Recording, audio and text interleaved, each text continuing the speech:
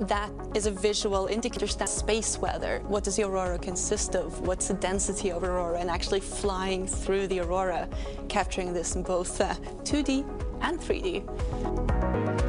What I'm looking forward to do in space, looking forward to the research that we are going to do on orbit. I would say we have two main themes. So one is how do people adapt to extreme environments? Based on that, how do you increase the access to space for anyone medically without being a superhuman as in the olden days? I think astronauts before us were absolute heroes, right? But then it should shift from that to how does anyone go into space? I'm super excited for a ham radio competition that we will host. The idea is that we have different pictures of locations on Earth in the polar regions, which are also of relevance to polar history. But then we cut them up, mix them up, and we're just going to send them down through the radio, and people have to puzzle them together in international teams. Another thing that we plan to do in space is that we're bringing a synthesizer, and we want to sample some sounds that we can hear in space, some of the thrusters firing, for example, and integrate that into one jam, I think, which would be pretty cool.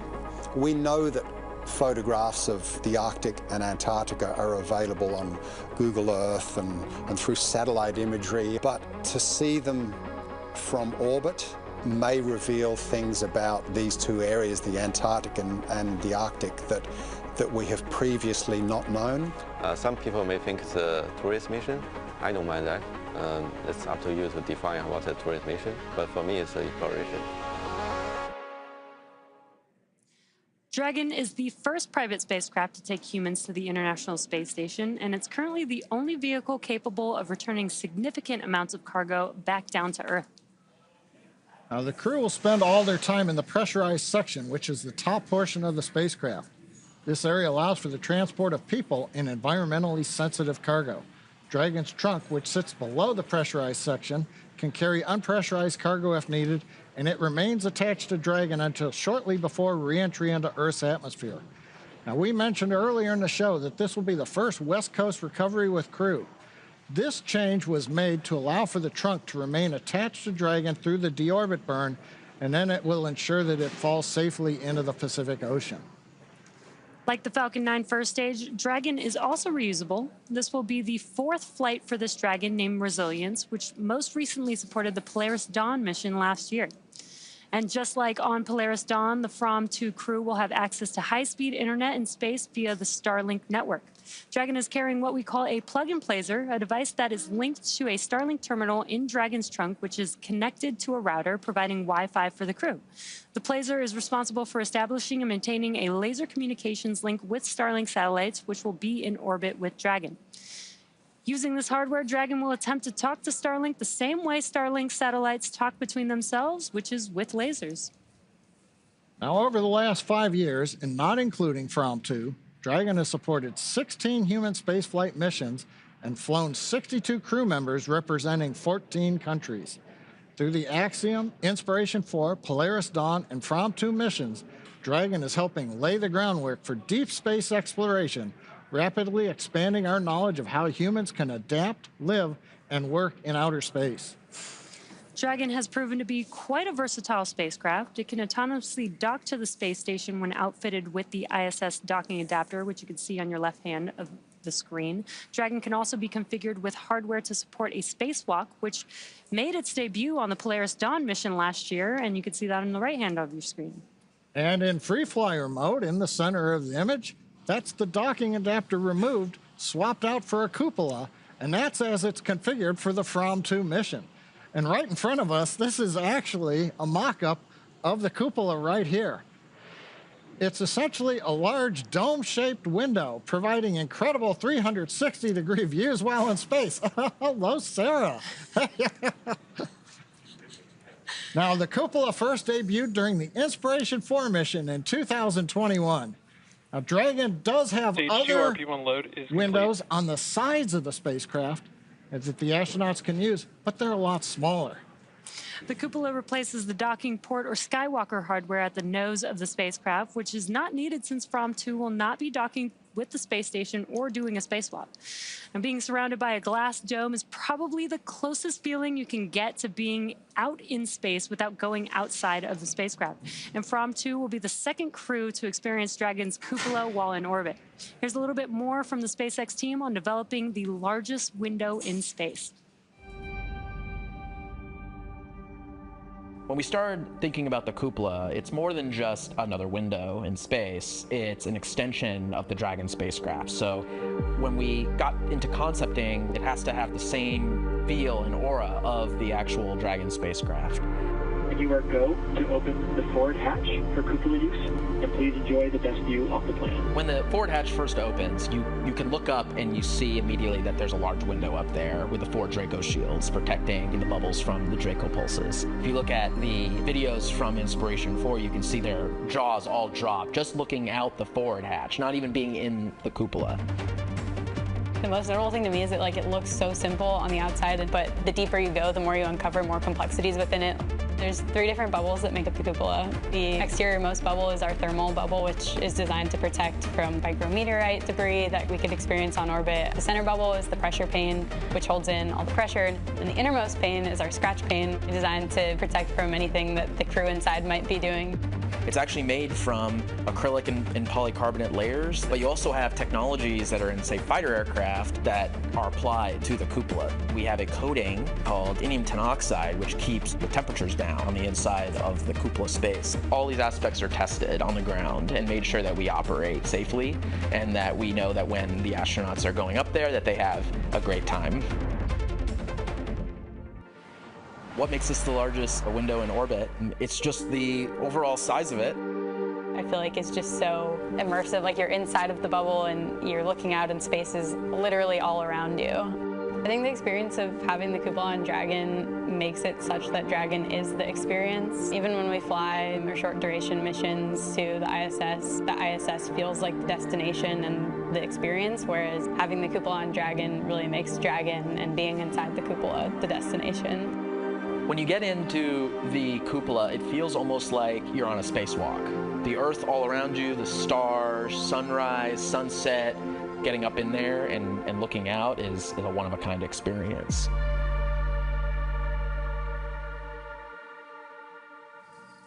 Now, joining us now are 2 SpaceX engineers who made their spaceflight debut on Polaris Dawn. They're going to help share what's going to space in a Dragon, what it's like. Welcome, Sarah Gillis and Anna Menon. It's so great to be here with you. Thanks for having us. Yes, thank you so much. We're thrilled to be here. Anna, Sarah, we're super excited to have you with us today. And for those of you who are not familiar, Sarah and Anna spent nearly 5 days in orbit, along with their crewmates Jared Isaacman and Kid Petit. Polaris Dawn flew higher than any Dragon mission to date, reaching the highest Earth orbit ever flown. And the crew completed the first ever commercial extravehicular activity with SpaceX-designed EVA spacesuits. So we're excited to have them with us today to add some insight from that firsthand experience. At this point, propellant loading has begun on Falcon 9 as Fram2 prepares for liftoff in about 16 minutes from now. I'm sure you both remember what that was like. What do you think the crew is doing right now, and what do you think is on their minds? You know, prop load, when you actually get to commit to that, is a really big milestone in this. And so I'm sure the crew is all focused, really preparing for the operation ahead. As prop load starts, you start hearing the vehicle come alive. You have massive valves on Falcon that are opening as prop starts flowing into the tanks, and you can hear it. The whole thing shakes and moves. In the capsule, you actually feel that. The whole rocket sways at times. So I'm sure they're going to be experiencing all of that and, really getting into the operational mindset before launch. Yeah, that's so cool. John and I have been working on Falcon and the whole time we've been here, but you guys got to experience what Dragon feels like and sounds like. It's just really cool. Incredible ride. Yes. Yeah, right now, you both are very familiar with Dragon, but not based on your spaceflight experience, but the roles that you had even before you flew in Dragon. What were those roles that you were involved in? Absolutely. So I actually started as an intern at SpaceX a long time ago, working on the interior of the Dragon spacecraft, helping test the interfaces That led to building the astronaut training program here, supporting Bob and Doug through preparing our first crew to go to space. And then that led to supporting the Inspiration 4 crew on the first all-civilian mission. And I worked on the operations team, and one of my favorite parts of that job was working in mission control. So one of my roles there was as a mission director. And the mission director is the person that leads that team behind us in mission control. It's the team of engineers and experts in systems, and together that team helps fly the Dragon mission.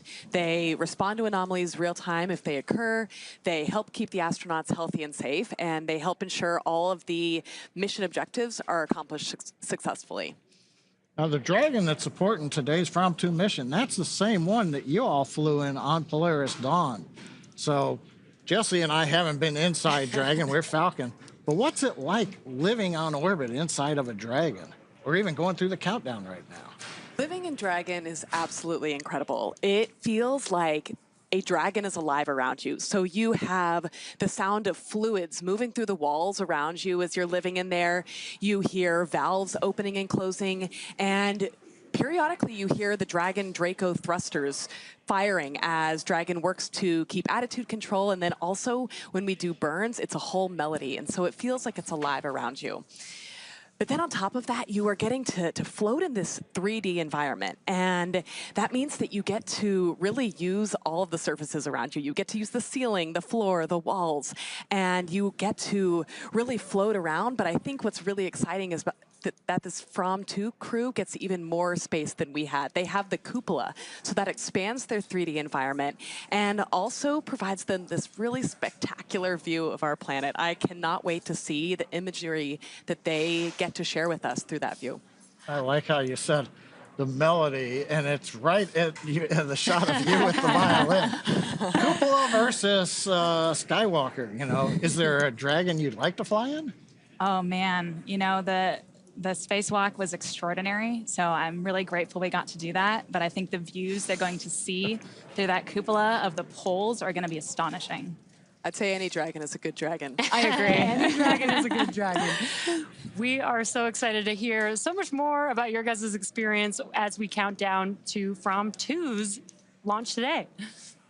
So we're about T-minus 12 minutes from liftoff, and while the countdown continues, let's meet the launch vehicle taking Fram2 to space today.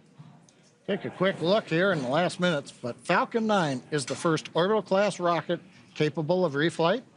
For this flight, it'll be the 6th time this first stage booster has supported a mission. Now, together, Falcon 9 and Falcon Heavy have completed more than 450 launches, including one earlier today, and over 380 reflights. That's a lot of launches. And the Merlin 1D engines on the first stage are optimized for sea level. These achieve 190,000 pounds of thrust each during ascent and descent.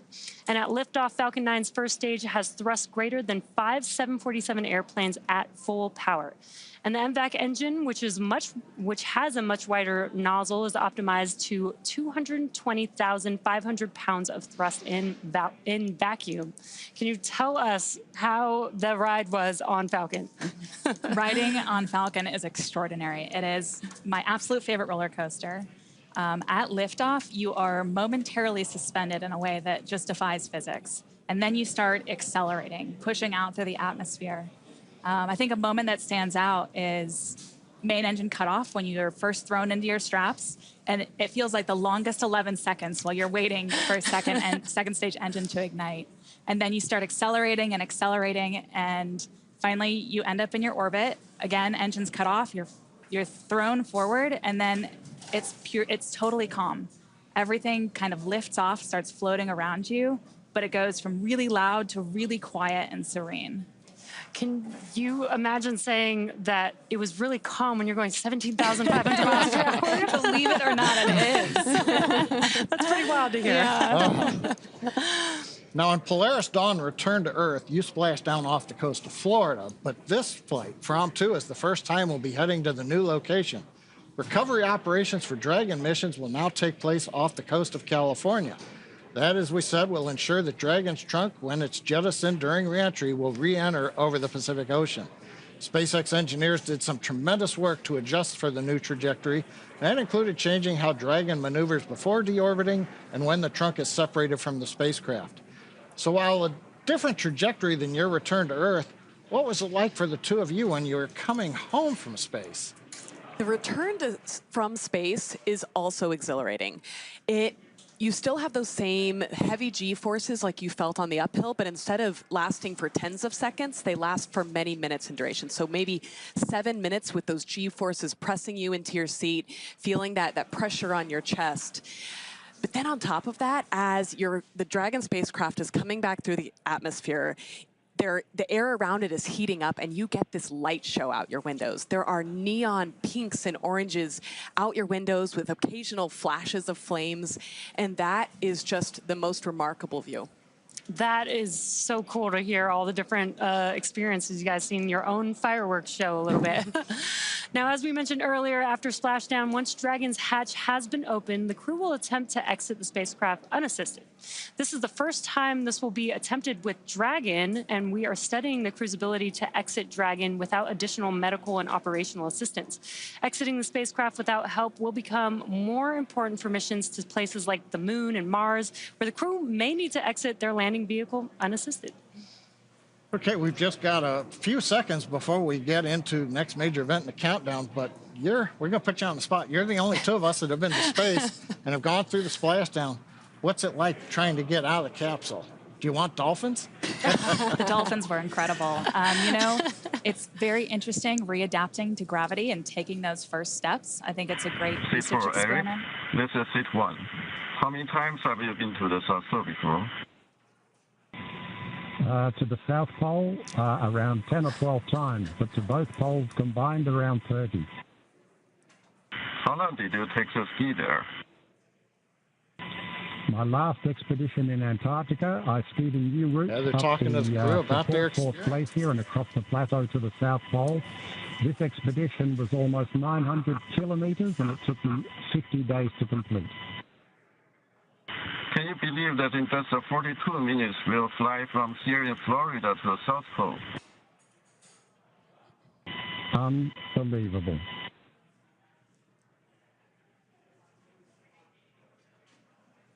Sounds like they're talking to Eric Phillips about his experience in the Arctic. And he's going to go from pole to pole in 46 minutes in one of these orbits this time around. But you're talking about, in the last seconds here, what it was like actually with splashdown, and then you got to get out. It's one of the coolest moments coming home and getting to see all of the people back on the boat to get you out. Stage 1 has started. And so I think it'll be really interesting to see them kind of get more equipment out and proceed out of the capsule by themselves. And we just heard a stage 1 engine trill has begun. You guys being on the vehicle during this time, could you feel that or hear that happening? So I remember, notable kind of popping sounds as we progressed through different major stages of the prop load. At this point in the countdown, I remember getting really focused, knowing that we were really close and those seconds are just flying by. I'm sure there was a lot of other things on your mind. Stage 1 RP1 load is complete. Oh, we heard the call out. Stage 1 fuel load's complete. We're right on the timeline. Right now, we're down to just liquid oxygen loading on the second stage. Now, were you hearing these kind of announcements from the Corps, letting you know where we were going through?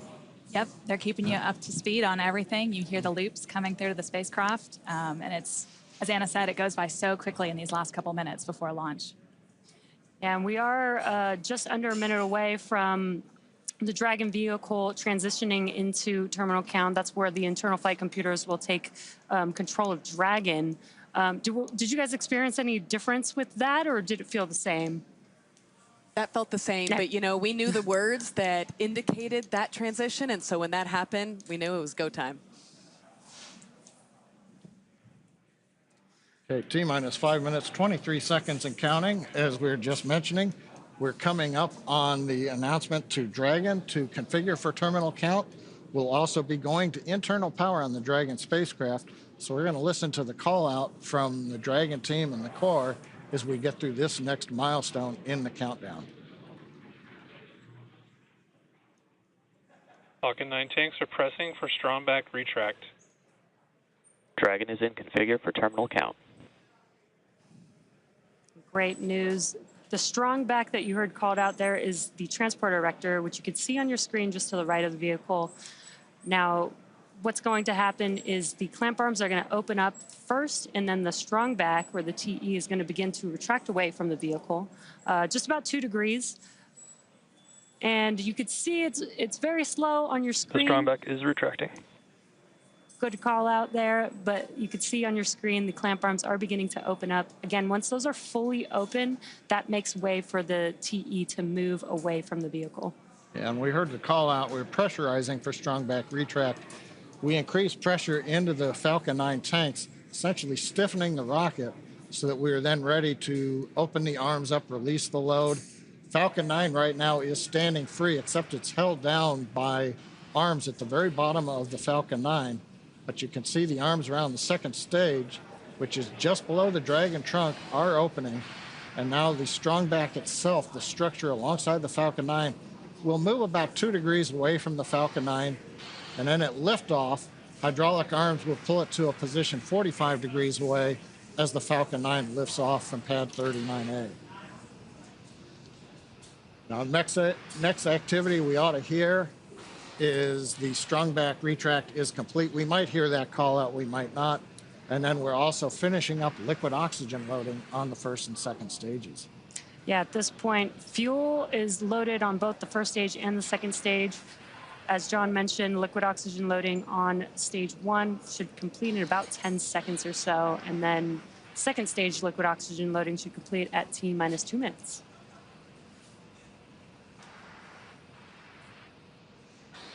Just waiting to hear the call outs right now for stage 1 LOX load.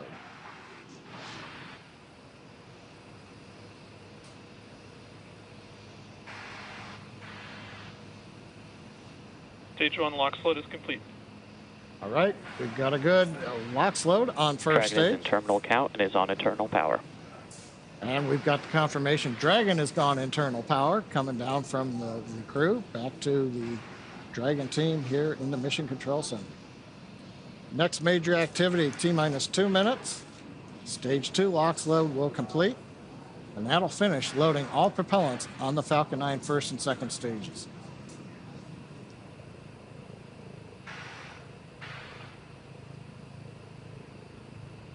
We do have a crowd building up here in front of Mission Control.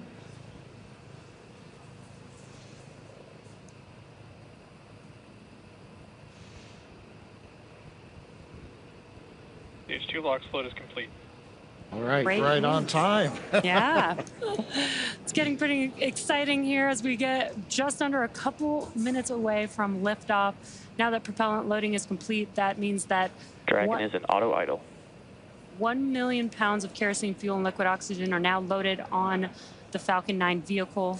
And we will begin some venting. This will be some venting of the... Ground gas closeouts have started. Expect loud venting. Perfect timing. That venting is going, you may see some white clouds around the vehicle. We are venting out the liquid oxygen line, and that colder air meeting the warmer ambient air in Florida is creating that condensation. And I like to describe that like the condensation building around a cold glass of water. Now we're coming up on a minute where Falcon will go into startup. This is where the internal flight computers will take over. Falcon 9 is in startup. And now the vehicle... Dragon is in countdown. Vehicle is in startup. We're now just waiting for the final call from the launch director.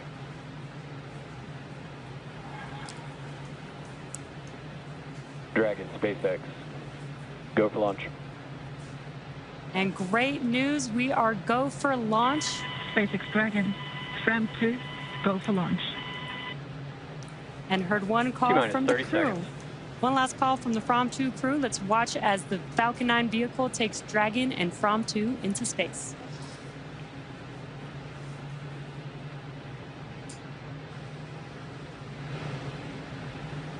T-minus 15 seconds.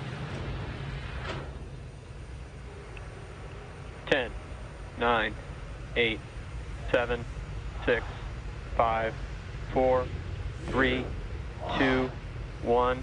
Ignition and liftoff.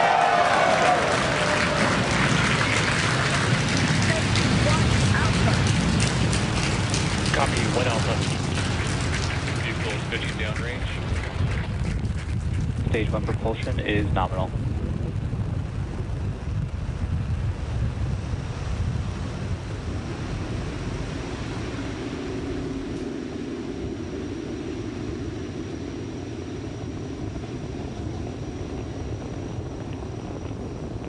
T plus 35 seconds into the Fram2 mission, the first ever human spaceflight mission to cover the poles. And we are throttling down the engines on the first Power stage. telemetry nominal. On the first stage vehicle for. Stage 1, throttle down. Oh, it's perfect timing with these callouts. We throttled down the engines Max Q. for max Q, and there's max Q. It's the maximum dynamic pressure that the vehicle Falcon sees 9 on is ascent. supersonic. Confirmation we're supersonic. We're preparing to throttle back up on first stage Merlin engines. Stage 1, throttle up. Confirmation we're back up on power on the 9 Merlin 1D engines. Stage 1 Bravo. 1 Bravo Copy, called out 1 by Bravo. the crew. That means if there was a need for an abort with the first stage now emptying itself of propellant, Dragon would fly a different profile than if, say, right off the pad we had initiated. Waiting for the MVAC-D chill call. MVAC chill is underway. We're beginning to chill the second stage engine in preparation for its ignition, coming up in less than a minute from now. We also have a few events that are going to happen back to back. We'll have MECO stage separation and second stage engine ignition. MECO is main engine cutoff. That's where we will shut down all of those 9 engines, which you're seeing there on the first stage vehicle to slow Stage 1, throttle down. And we've got a live view of the crew on the vehicle at this moment, which is really cool. And we will have MECO stage separation and MVAC ignition in just about 10 seconds from now. We're beginning to throttle down the Merlin engines in preparation for main engine cutoff. You on the left looking up at the second stage engine nozzle. MECO. Stage separation confirmed. Stage 2. Copy, stage 2. MVAC ignition.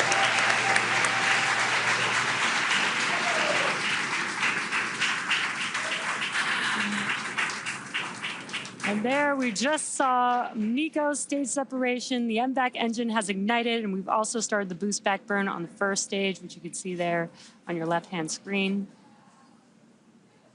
Anna and Sarah, those were a lot of dynamic events that just happened right now that the Fram2 crew is experiencing, but you guys also got to experience that. Yes, I remember now we're in stage 2, and I remember that slow buildup of G-forces during this stage. The first stage, the G-forces come on fast, but the second stage, they're a bit slower. And so right now, you're starting to feel it come on faster and faster, and you feel that pressure into your chest. You feel yourself being pressed into your seat, harder to move your hands up. It's an exciting ride, and you see the minutes counting by until the moment that you know you'll be in space. Yeah, you're right, because Dragon, SpaceX, trajectory nominal. good call out from Guidance Navigation Control Officer. Trajectory is nominal for the crew. Dragon, copy. And Commander copies that call out. But yeah, you had a good point. Well, we talked earlier, the second stage engine's over 200,000 pounds of thrust. There's more than 200,000 pounds of propellant, so when it first lights, it's not accelerating very rapidly. But Sarah, what's it like when you get near the end of the burn? We heard Bob and Doug back on Crew Demo 2 call it like driving down a gravelly, bumpy road at high speed. It's definitely more, maybe a little more vibration than first stage because the engine is so much closer to the spacecraft. So you absolutely feel a difference in the sensations you experience when you're riding on the second stage. Cool. I'm sure the Fram2 crew is feeling something similar. They're still inside of Dragon, which is still attached to the second stage, and on your left-hand screen. SpaceX, trajectory nominal. On the left hand of your screen, you can see a view of the MVAC engine ignited. But coming up in a couple of minutes, we'll have the entry burn on the first stage, which is currently making its way back down to Earth, and we did perform a boost back burn on this one. Yeah, we did a one-engine boost back burn. We didn't have, normally when you launch to the east or northeast in a crew mission, you take advantage of the Earth's rotational velocity, but in this case, we're pretty much going straight south, and so you don't get that eastward velocity. So the first stage needed to use a little more propellant to get the crew up into the right position for stage separation. So we can't bring the first stage all the way back to land like we might do on an ISS mission. So instead, we're going to land on the drone ship, but not as far south as we would normally do Dragon if this SpaceX, was trajectory nominal. Something like a Starlink mission. Another nominal trajectory. Dragon copy, nominal. And the crew recites it back. We've got good comms with the crew. But yeah, Jesse, to your point, we are coming up on the second part of the return of the first stage, and that's going to be the entry burn. First stage will start the center engine and then light 2 additional engines. We should see that coming up right now in about 7 seconds. Meanwhile, the crew continuing to head to space.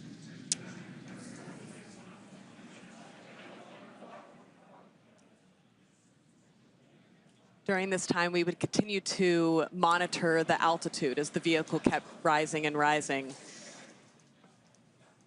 Yeah, you got the displays there where you guys can monitor that during the launch. Dragon SpaceX, trajectory nominal. And we did see on the left-hand screen that the entry burn has begun. Copy, nominal. Entry burn did complete. We didn't hear any callouts, but we do have a green screen here. We have a good entry burn. Second stage continuing to head towards the separation orbit. First stage heading to the drone ship. Stage 2 FTS has safed. We are expecting the landing burn on the first stage to occur in about 20 seconds from now. That'll just be a single engine burn on the vehicle. Once again, the M1D engines have about 190,000 pounds of thrust, which is just enough to slow the vehicle down just in time for landing. Panama. Copy, Panama. It's another abort call out on the second stage. You're going to the space station, you hear it called Shannon. That tells you where you can reach if there's a problem right now.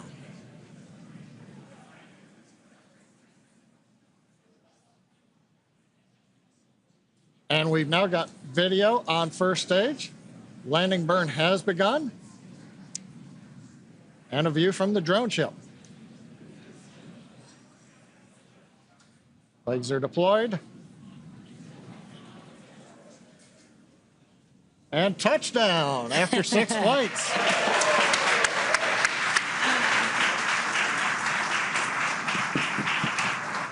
And the booster that has taken the Fram2 crew out into space has now made it back to Earth. Yeah, Jesse, we just heard the call out. I don't know if you hear it in the capsule on your flight, but we heard the terminal guidance call. We've essentially reached the altitude. Now we're working the angular momentum of the orbit.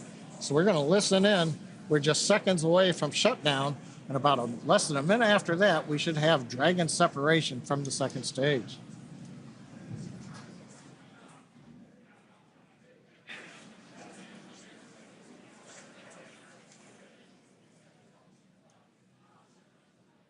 And vac shutdown.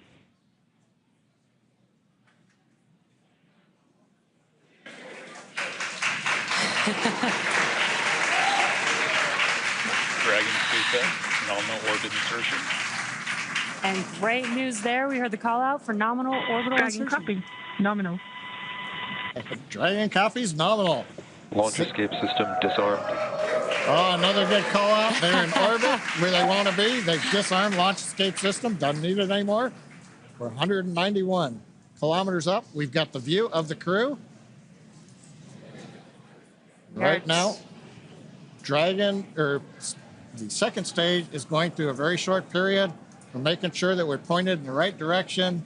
We've got the engine shut down, purging gas, and it's separation.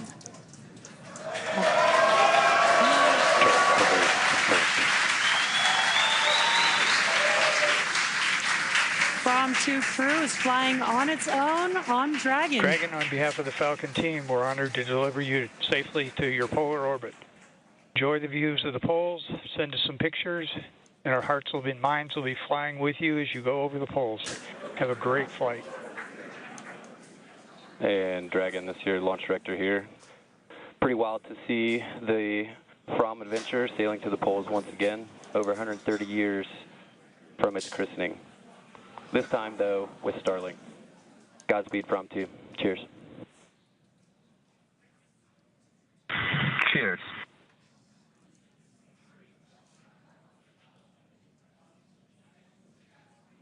SpaceX team calling up to Dragon.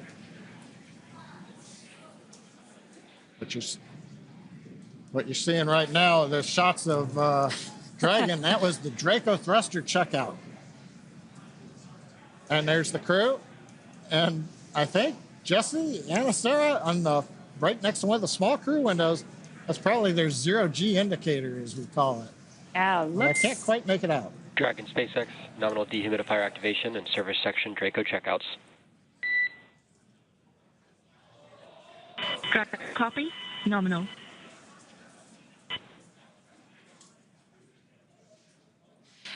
And as we don't have views, what you're seeing there on your screen is mission control here in Hawthorne. Again, the crowd that we had watching the Fram2 crew launch into space.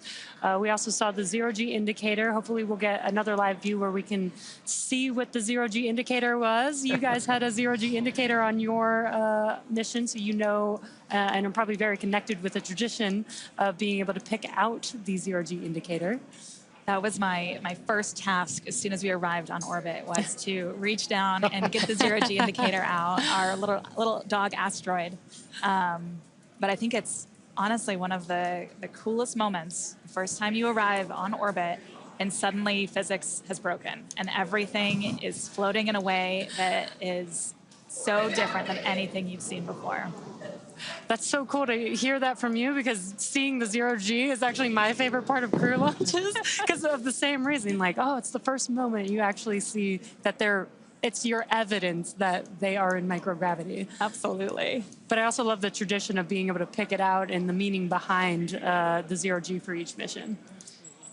I've got to ask, the Dragon separation, it comes so quickly after the second stage. But when you got separated from the second stage, was there like a wave of relief, or was it business as normal? I think there was a sense of joy in, recognizing that there were so many important steps that had to happen in order to get us to that point, and recognizing that we had reached that point, but then also knowing that it was time to get to work. We had a lot of objectives ahead of us. It's really the moment the spacecraft comes alive. Like during Draco thruster checkouts, the nose cone opens, you activate your environmental systems.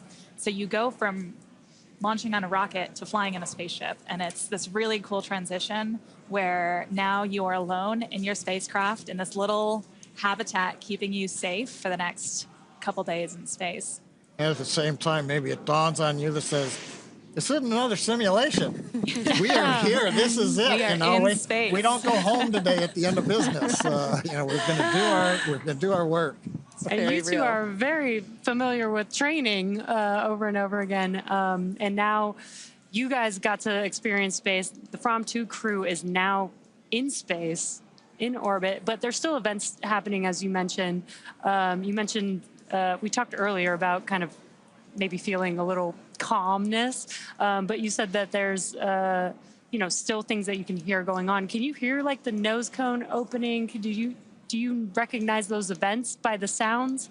You certainly recognize the Draco checkouts by the sounds. Just like you have that melody for Burns, it's a particular melody for the Draco checkouts, and it's fabulous. They do work in sync with each other, yes. right? Yeah. I don't think we heard the nose cone at all. Yeah. You watch it, you see the video feed of it opening, but it's very quiet. Okay, that's one thing. We're listening to some of the nets. The next activity that Dragon goes through right now is the nose cone deploy sequence, which does not expose a docking adapter to go to the space station. It exposes the cupola, so the crew will get a view right off of the bat. But we wait to hear any call-outs if the various hooks have finished retracting, and now the nose cone deploys, flips on the hinge and then exposes everybody to the great views that hopefully they're getting through the cupola on space. Yeah, I think they'll be, once they get out of seats, they'll have to get out of their suits, and then that nose cone is open. They'll have the forward hatch between them and the cupola at first. And then at some point in the mission, they'll get the go to proceed with opening that. But I'm so excited for them to get into the cupola for the first time. Yeah, I stand corrected. They can't look through the window yet. And we've got confirmation on a back net that the nose cone is open. So another major milestone on the mission. So overall, it's, what can we say? The Fram2 crew, they're now in orbit. Now they're scheduled to spend up to 5 days in space before splashing down off the coast of California, becoming the first SpaceX crew to return to one of our new West Coast recovery sites. The Fram2 mission is the first human spaceflight in polar orbit and will fly over the North and South Poles and unlock new possibilities. Throughout the 3 to 5 day mission, the crew plans to conduct 22 research projects to help advance humanity's capabilities for long-duration space exploration and understanding human health in space. And we really want to thank both of you, Anna and Sarah, for joining us today, sharing your insights, sharing all of your experience, especially throughout the dynamic events happening with the Fram2 crew. Thank you so much for having us, and Godspeed Fram2. Yeah, thank you so much. Godspeed Fram2, Godspeed Dragon Resilience. And thanks to both of you also. Now, of course, we'll be back to bring you the live coverage of Splashdown when the crew returns to Earth. Now, you can stay on top of updates from the crew by following us on X at SpaceX. We can also keep tabs on the mission with the Dragon Tracker on SpaceX.com. There's a view of the Dragon Tracker right now. You can see follows Dragon. So go to the webpage, SpaceX.com. You get an idea where Dragon is, and you notice right there, we are heading south to the South Pole right now, right on trajectory. So I also want to thank the range and the FAA for supporting today's mission, and thank you all